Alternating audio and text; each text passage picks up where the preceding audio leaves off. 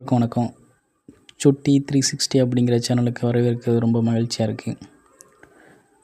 இன்றைக்கி இப்போ சமீபத்தில் வெளியான யூத் படத்துடைய திரை விமர்சனம் பார்க்கலாம். கென் கருணாஸோட இயக்கத்தில் அவரே நடித்து இந்த படம் வெளியே வந்திருக்கும். அதனுடைய விமர்சனத்தை கொஞ்சம் நம்ம பார்க்கலாம். பதின்ம பருவத்தின் துள்ளல், பிசிறில்லாத நட்பு, தடமாறும் காதல், குடும்பத்தின் எதிர்பார்ப்பு என ஒரு சராசரி தமிழ் இளைஞனின் பள்ளிக்கால வாழ்க்கையை நகைச்சுவை கலந்த சொல்ல முயன்றிருக்கும் அறிமுக இயக்குனர் கென் கருணாஸின் யூத் ரசிகர்களின் மனதில் இடம் பிடிக்குமா என்று இந்த காணொளியில் பார்க்கலாம்.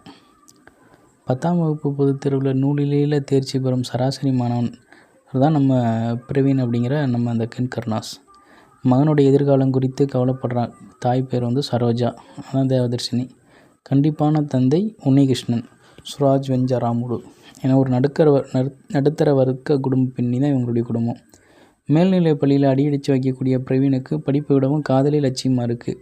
அடுத்தடுத்து 3 பெண்களுடன் அவன் கொள்ளும் காதல், அந்த பருவத்திற்கே உரிய முதிர்ச்சியற்ற முடிவுகள், அதனால் குடும்பத்தில் ஏற்படும் சலனங்கள் என நீள்கிறது படத்தின் கதை.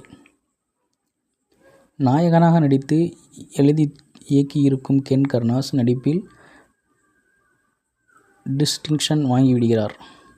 ஒரு 15 வயது இளைஞனின் உடல் மொழி, நடனம், குற்ற உணர்வில் தவிக்கும் இடங்களை யதார்த்தமாக பிரதிபலிக்கிறார். அம்மாவாக வரும் தேவதர்ஷினி பாசமும் அப்பாவித்தனமும் கலந்த நடிப்பால் மனதை தொடுகிறார். கண்டிப்பான தந்தையாக வரும் மலையாள நடிகர் சுராஜ் வெஞ்சாராமுடு தனது அனுபவ முதிர்ச்சியால் அந்த வழக்கமான கதாபாத்திரத்திற்கு ஒரு தனித்தன்மையை வழங்கியிருக்கிறார். மீனாட்சி தினேஷ், அனிஷ்மா அனில்குமார் என முதலிரண்டு நாயகிகளாக வருபவர்கள் கவனிக்க வைக்கிறார்கள். குறிப்பாக கென் கருணாஸின் நண்பர்கள் குழுவும் இன்ஸ்டாகிராம் இன்ஃப்ளூயன்சர் மணிகண்டன் குழுவும் செய்யும் 15 வயதுக்குரிய லூட்டிகள், வகுப்பறை கலைபரங்கள், இளம் ரசிகர்களுக்கான பட்டர் பாப்கார்ன் இவை ஆபாசமில்லாத நகைச்சுவை என்பது பெரிய ஆறுதல். நடிப்பைப் போலவே நடிகர்கள் தேர்விலும் தேறியிருக்கிறார் கென் கருணாஸ். 2014ஆம் ஆண்டு நடக்கும் கதையை சிதைக்காமல் காட்ட கலை இயக்குனர் ராமு தங்கராஜ் மெனக்கெட்டிருப்பது தெரிகிறது. அக்காலகட்டத்தின் கேட்ஜெட்டுகள், பொருட்களை பயன்படுத்திய விதம் ரசிக்க வைக்கிறது. ஜி. வி. பிரகாஷின் இசை காதலின் கொண்டாட்டத்தையும் உணர்ச்சிகளையும் செதுக்கி கொடுத்திருக்கிறது. ஒளிப்பதிவாளர் விக்கி ஒரு நடுத்தர வர்க்க வீட்டின் அறையையும் பள்ளி வளாகத்தையும் இளமை துள்ளும் வண்ணங்களால் நிரப்பியிருக்கிறார். படத்தின் முதல் பாதி நத்தையாக நகர்வது பலவீனம். 15 வயது குறும்புகளை மட்டுமே நம்பி நீண்ட நேரம் திரைக்கதை பயணிப்பது சலிப்பை தருகிறது. 2ஆம் பாதியில் குடும்ப சென்டிமெண்ட் காட்சிகள் வரும்போதுதான் படம் சூடுபிடிக்கிறது. திரைக்கதையில் சில அடிப்படை சிக்கல்களும் இருக்கவே செய்கின்றன.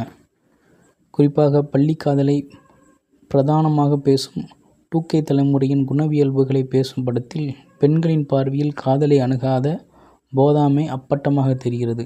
இதனால் படம் சில இடங்களில் முதிர்ச்சியற்ற சிறுபிள்ளை விட்ட வெள்ளாமையாக தெரிகிறது. படத்தில் காட்டப்படும் பள்ளி சூழல் இன்றைய யதார்த்தத்துக்கும் சற்றும் பொருந்தவில்லை. இவ்வளவு கூத்துக்களை அனுமதிக்கும் பள்ளிகள் இருந்தால் அது நிச்சயம் உலக அதிசயமாகத்தான் இருக்க முடியும். 15 வயதில் துளிர்விடும் ஆசைகளும் முதிர்ச்சியற்ற தன்மையும் ஒருவனை எங்கே கொண்டு போய் நிறுத்தும் என்பதை சொல்லியிருக்கும் இப்படம் இறுதியாக நாயகன் குடும்ப சூழலை உணர்ந்து கொள்வதாக முடித்திருப்பது தமிழ் கலாச்சார பின்னணிக்கு வலு சேர்க்கிறது. இன்றைய இளம் தலைமுறையினர் இதை ஒரு பூமர் ட்ரீட்மெண்ட் என்று வகைப்படுத்தப்பட வாய்ப்பு இருந்தாலும் 2014ஐ கண்முன் நிறுத்தும் கலை இயக்கம், நல்ல நடிப்பு, 15 நகைச்சுவை, 2ஆம் பாதியில் வரும் நல்ல குடும்ப தருணங்கள் ஆகியவற்றுக்காக இப்படத்தை ஒரு முறை நாமும் சேர்ந்து ரசிக்கலாம். நன்றி.